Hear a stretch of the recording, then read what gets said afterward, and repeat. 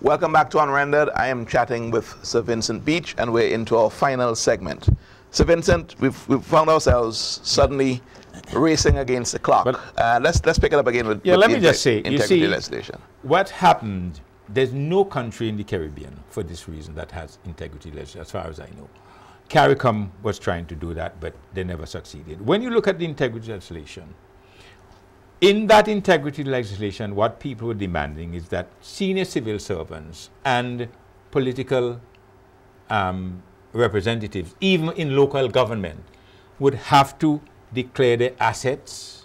Not only a one-off thing, but you have to declare your assets, and every year you have to send in your financial statements or whatever it is and so on, and give justification if you make money, how you came by it and so on.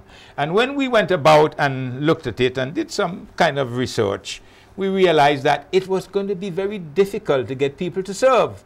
Now, we have maybe, I don't know if it's 40-something committees and boards, and maybe over an average of maybe 7 posts. We're talking about 300 persons you have to serve the government. So you're saying where were you going to get people who will be paid to come to do this? You're saying you can't find 300 people in St. Vincent that are qualified to serve on a board. You can't find 100 who will be qualified and prepared to lay bare, let me say, their business. So as a result of that, we decided, you can't introduce that form of it. No, and then if you introduce another form, it's going to be so watered down that it was going to be ineffective. So CARICOM decided they needed it, and they're going to have a regional omnibus legislation. Yes. Up to now, CARICOM can't come because the other people there is an issue. Yeah. There is an issue now with your son, Glenn Beache. Yeah. And it relates to a possible conflict of interest where he serves as the CEO for the Tourism Authority, and he is aligned with a company that did business with the Tourism Authority. Do you think the integrity legislation would have just made that impossible? No, it would have made it possible. Because at least you would have had to declare and so on. So in a way, that legislation would have made that possible. But it's not that it's not possible. What is happening? Let me give you one example. I didn't want to talk about that because of my son. But as far as I'm concerned, that is a storm in a thimble. Not even a teacup, in a thimble. Because, let me give you one example, and I'll say no more after this. Glenn Beache didn't have to register the company in his name. If he wanted to do anything, he could have used... Was he the CEO then when he registered it in his name? No, I don't think he was CEO. I'm not sure, as I said. Okay. I wasn't even paying because the thing is so innocuous. But as I was saying, if he wanted to be secretive or whatever it is, he could have had it in his brother's name or in somebody else's name. He registered a company in his name so that it's all for everybody to see. What is the big thing in it? What has he done? And I say no more. So Vincent, and this is in the interest of time, the Unity Labour Party government in the 2010 elections just gone, would have noticed a significant shift in popular support. In fact, you came very close to retaining, you hung in there by a hair's breadth, really, and got 8 seats. Now, there's a rising appeal, it seems like, to the opposition, to the NDP. They've widened their base, they've gotten more seats, and basically the country is noticing rising unemployment, or that's what is claimed, rising cost of living.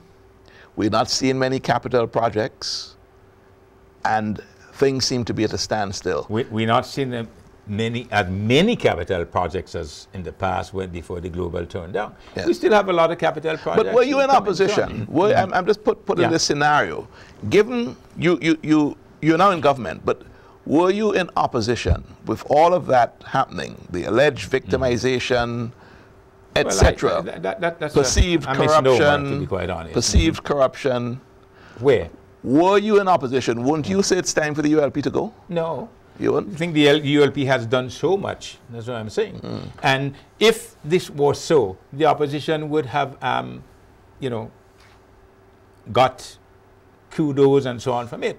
You realize, and you look at the figures, that the ULP, and we have to do something about it, don't get me wrong, we maintained our base of 32,000. What happened is the NDP increased in their popular votes.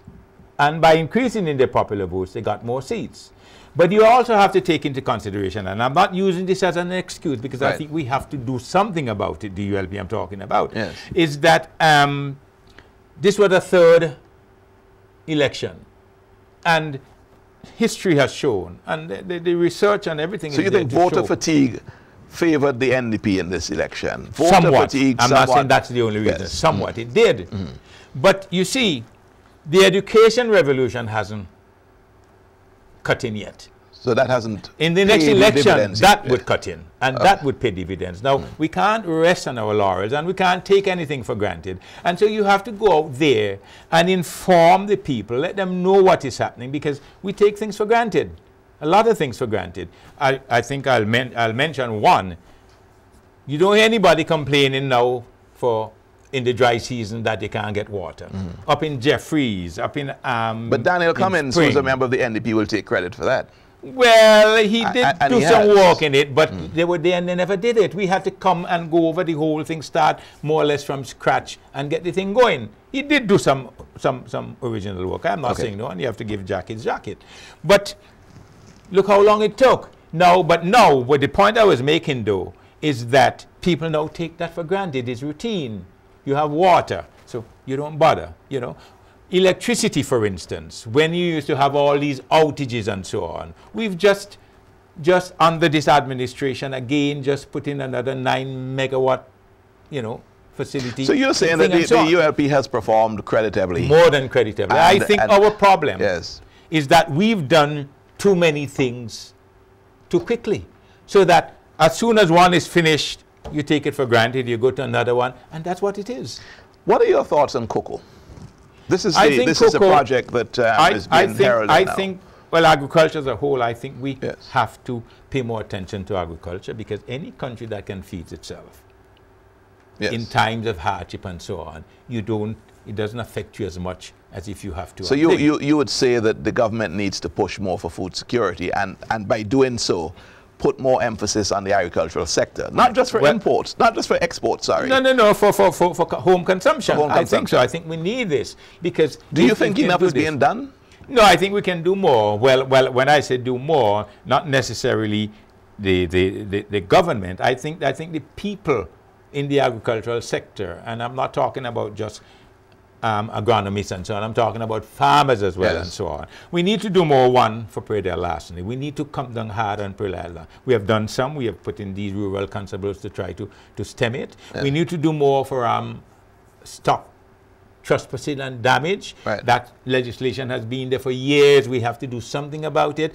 It's a legislation that doesn't help me as a farmer, because if I impound your animals, I'm responsible for it, and if it dies in my care, we need to review all of these and so on. We need to do more for agriculture. Talking about cocoa, were you one that on the campaign trail sort of put that cocoa initiative down? I never put it down. I never put agriculture down, because when I was Minister of Agriculture, we used to export cocoa from Richmond, from the Richmond estates and so on. No, what we were saying, and I believe, again, you see, you take things out of context. I wasn't here because I was away when this initiative came up, but from what I gather, that they were saying, well, cocoa is going to take our local cocoa takes maybe between 6 to 8 years. I understand they have new varieties that would come in all. But what they were saying, we need to know what the farmer is going to do if you're going to plant cocoa. You can't exist for 4 years, 5 years without some income support or something or the other. And I think the question that came up was not whether cocoa can be grown or whether cocoa would be viable, because any commodity, the price fluctuates. But what you're going to do within that time to have for these farmers to be sustained. So you are now embracing the cocoa initiative. Well, it's not that I am now embracing it. I've always embraced agriculture once it's something that's viable. The only thing I didn't embrace was winter vegetables when we were growing melons here to ship up to New York in winter. They would use a few. You remember Yes, that I under remember the the winter NDP? vegetable project. But apart from that, you know, it's once agriculture is there and you can feed yourselves, then I think you're way ahead. I seem to be going all over the place, but I really must get in this Otley Hall issue. You were one of the people that were very, well, you're an advocate for the Otley Hall inquiry. I think you may have been that way even more so than Dr. Gonzalez. That's what I'm told. But I wasn't even I can tell you that if I had my way, it would not have been an inquiry as it is now. What would you have done? I would have had an investigation and lock up who needed to be locked up. You can only lock people up if you find them guilty. I said if you had, if you have an investigation and it shows that you didn't find Arthur Williams guilty when they lock him up. You do an investigation and if you see there's some wrongdoing, of course you arrest the person and you take him to court, you charge him. Do you think that that whole inquiry thing is now spent? No, see this going further? Yeah, of course it's going further. Taxpayers' money I think people should be brought to justice. To continue this inquiry? Well, I don't think it has very much further to go, but in any case, the inquiry has gone. But who is keeping back the inquiry? We have to look at that first. It's Sir James. At first, he said he had nothing to hide. He will come to the inquiry. Well, he started with joking at first when he think and he refused to come. Well, he's dead now. God bless his soul. So James was the one who said he was coming, and then he went through all kind of legal maneuvers, which is his right to do. It's his right to do, I'm saying, but I'm only showing you. So that, and kept delaying it. He went to the Privy Council and all of that and so on. That's what kept it so long, you know. So it's going to go ahead now. Of course it's going to go ahead. And if I had my way, it'd go ahead until it comes to a final conclusion. So Vincent, you are now retired partially. You're still an active... Well, I'm retired partially. I'm still a fully employed person. I mean by that, you are no longer contesting elections. So let me rephrase. Yes. Okay, you're far from retired. Yeah. Are you going to be a ULP warrior in the next election? Of course. So as long as God gives me health and strength and I can move, this country belongs to me. I want to see this country move forward. And I am firmly of the belief, you know, I've said, if I had my way, I would do all that we can to keep Arnim Eustace as leader of the NDP, because he's our greatest asset. So maybe you should join the NDP and support Arnim Eustace then? No, if that would mean that he would stay there, I might do that. But okay. They might not have me just the same. But, so Vincent, my final question to you really is, I know you say you have no plans of really retiring as such. You want to be around in the political battlefield. Once I'm healthy and I can Once move. You're healthy. Do you have a secret wish of an appointment that you would like? No. I don't have any secret wish. As a matter of fact, it's no secret that I was maybe asked if I would be interested in being Governor General. I'm not interested in being Governor General. You were asked? So on. Well, I said, inquiry, let me put it that way. So people inquire. I am not interested in being Governor General. It's not within my lifestyle, let me put it that way, and so on. But anything I can do to serve that would benefit and develop the country, I'm willing to do that. So we can see you, we can expect to see you around for quite a long time, because you look like a very healthy man to me. Well, I was 80 on the 13th of August. You're doing very well. Well, I think so, and Vincent, I'm grateful to thank you for coming on the program. Thank you very much. You've been looking at Unrendered, and my guest was the veteran Sir Vincent Beache. Jomo Thomas is up next with Plain Talk.